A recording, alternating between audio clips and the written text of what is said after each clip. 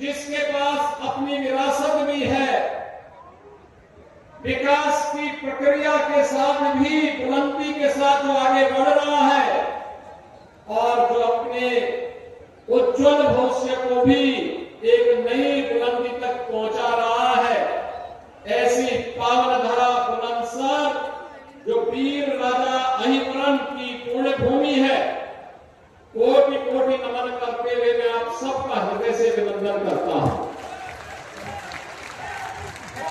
बहनों और भाइयों, बुलंदशहर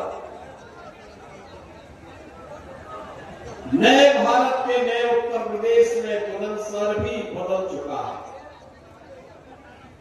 मुझे 2017 में विधानसभा चुनाव के दौरान जब मैं आया था, तब यहां पे भय और दहशत का माहौल में देख रहा था।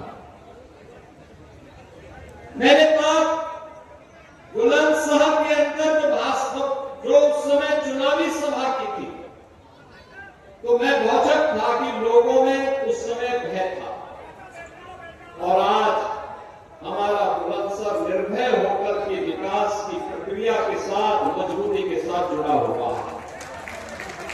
अब क्या नहीं है बुलंदशहर में, कितनी शानदार है। देश की सबसे बड़ी एक्सप्रेसवे गंगा एक्सप्रेसवे बुलंदशहर को लेकर के आगे बढ़ रही है। और बुलंदशहर से जब आप आगे बढ़ेंगे तो मां गंगा का सानिध्य पाते पाते आप प्रयागराज तक 5 घंटे में पहुंच जाएंगे। मेरे सामने मंच पर उपस्थित हमारे सभी माननीय जनप्रतिनिधियों ने प्रस्ताव रखा कि यह देश के सबसे बड़े एयरपोर्ट के साथ भी गंगा एक्सप्रेसवे को मिलाना चाहिए। हमने उसकी स्वीकृति भी दी और बुलंदशहर से लिंक एक्सप्रेसवे जेवर एयरपोर्ट को जोड़ने के लिए फिर मेरे पास यहाँ के माननीय विधायक और माननीय सांसदों ने कहा कि इसमें किसानों का मुआवजा बढ़ना चाहिए। हमने कहा वह भी स्वीकृत करेंगे। और मुझे आप बताते हुए प्रसन्नता है, हमारा अन्नदाता किसान भी खुशहाल है। कनेक्टिविटी जुड़ने से एक नए औद्योगिकीकरण के युग में हमारा बुलंदशहर जाएगा और रोजगार का सृजन भी होगा। बहनों भाइयों, जेवर इंटरनेशनल एयरपोर्ट प्रारंभ हो चुका। ये जेवर एयरपोर्ट पश्चिमी उत्तर प्रदेश की समृद्धि के साथ साथ भारत की समृद्धि का एक आधार बनने वाला है। देश का एक एयरपोर्ट जो लगभग 14,000 एकड़ लैंड में विकसित किया जा रहा है।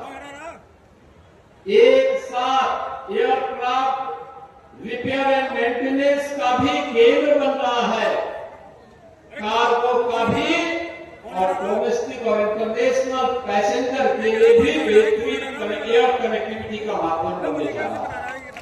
और बुलंदशहर से उसकी दूरी ऐसे ही है, लिंक एक्सप्रेसवे बनने के बाद दूरी ऐसे ही होगी जैसे कहते हैं वॉकिंग डिस्टेंस।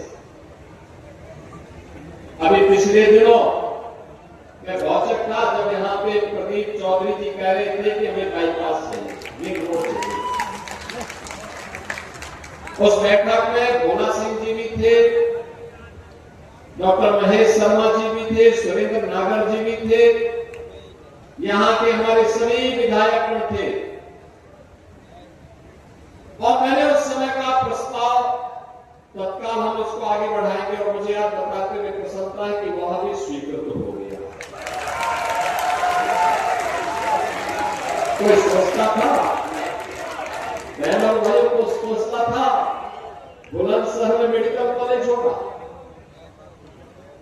आज तो यहाँ पे सदैव कल्याण सिंह जी के नाम पर बाबू कल्याण सिंह मेडिकल कॉलेज भी आपका अपना